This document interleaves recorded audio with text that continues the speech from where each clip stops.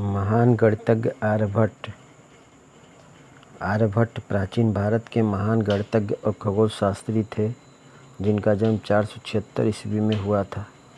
वे भारतीय गणित और खगोलशास्त्र के क्षेत्र में अपने अद्वितीय योगदान के लिए विश्वविख्यात हैं। उनकी प्रमुख रचनाएं और योगदान भारतीय विज्ञान और गणित को एक नई दिशा देने वाले सिद्ध हुए। आर्यभट्ट की प्रमुख रचना आर्यभट्टी है, जो गणित और खगोलशास्त्र का एक महत्वपूर्ण ग्रंथ भी है।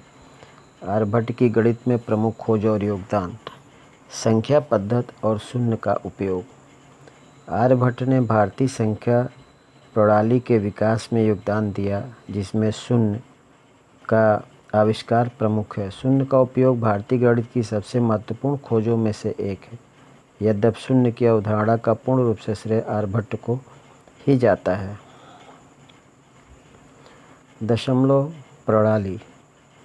आर्यभट्ट ने दशमलव प्रणाली का उपयोग किया, जो गणना को आसान बनाने में अधिक महत्वपूर्ण सिद्ध हुआ। दशमलव प्रणाली का विकास गणित के इतिहास में एक मील का पत्थर साबित हुआ और इसने आधुनिक गणित को एक नई दिशा दी। ट्रिग्नोमेट्री, त्रिकोणमिति। ट्रिग्नोमेट्री के क्षेत्र में भी आर्यभट्ट का योगदान उल्लेखनीय है। उन्होंने ट्रिग्नोमेट्री के कई महत्वपूर्ण सिद्धांतों की व्याख्या की और साइन फंक्शन का उपयोग किया। उन्होंने कोणों और उनके अनुपातों के बारे में बताया, जो आज भी ट्रिग्नोमेट्री के अध्ययन में अधिक उपयोगी है। वृत्त का परिमाप और व्यास। आर्यभट्ट ने पाई का मान लगभग 3.1416 निकाला, जो आज भी उपयोग में लाया जाता है। यह गणित के क्षेत्र में उनका एक प्रमुख योगदान है, जो आज भी महत्वपूर्ण है। एलजेब्रा, बीजगणित। आर्यभट्ट ने बीजगणित के क्षेत्र में भी काम किया। उन्होंने समीकरणों को हल करने की विधियों पर काम किया और दो अज्ञात राशियों वाले समीकरणों का समाधान प्रस्तुत किया।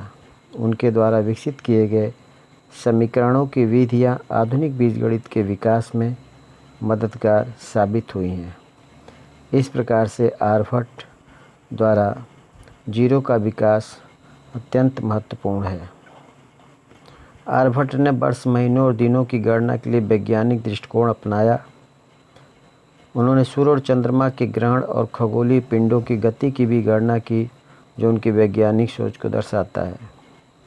आर्यभट्ट पहले वैज्ञानिक थे जिन्होंने यह समझाया कि पृथ्वी अपनी धुरी पर घूमती है, जिसके कारण दिन और रात होते हैं। उन्होंने बताया कि सूर्य स्थिर है और आकाश के तारे पृथ्वी के घूर्णन के कारण चलते प्रतीत होते हैं।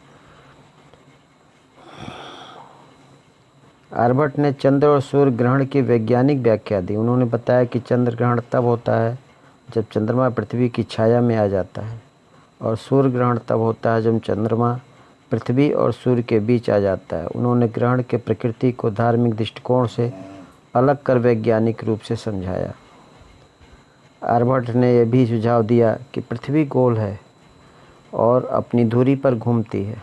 यद्यपि उन्होंने पूरी तरह से हेलियोसेंट्रिक मॉडल, सूर्य केंद्रित को प्रस्तावित नहीं किया, उनके कार्यों में इसका संकेत मिलता है कि वे ग्रहों की गति को समझने में अग्रणी थे।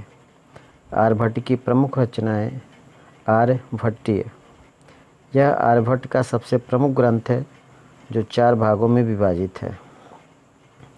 10 गीत का। इसमें खगोलशास्त्र से संबंधित श्लोकों का संग्रह है। गणितपाद। इस भाग में अंकगणित, ज्यामिति और ट्रिग्नोमेट्री, त्रिकोणमिति के बारे में बताया गया है। कालक्रम। इसमें खगोलीय घटनाओं और कालक्रम से संबंधित जानकारी दी गई है।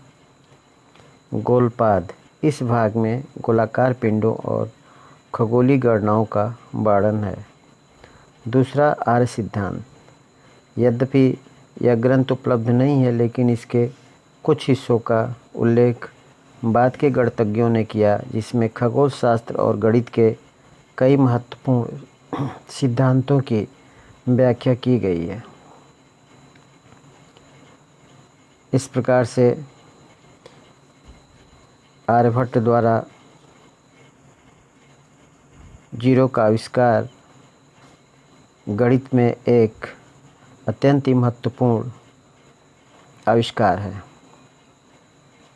यह पूरे विश्व के वैज्ञानिक विकास के लिए महत्वपूर्ण था। उन्होंने अपने समय में गणित और विज्ञान के क्षेत्र में ऐसे नवाचार किए जो यह अत्यंत ही प्रासंगिक था। कृपया चैनल को लाइक करें और सब्सक्राइब करें।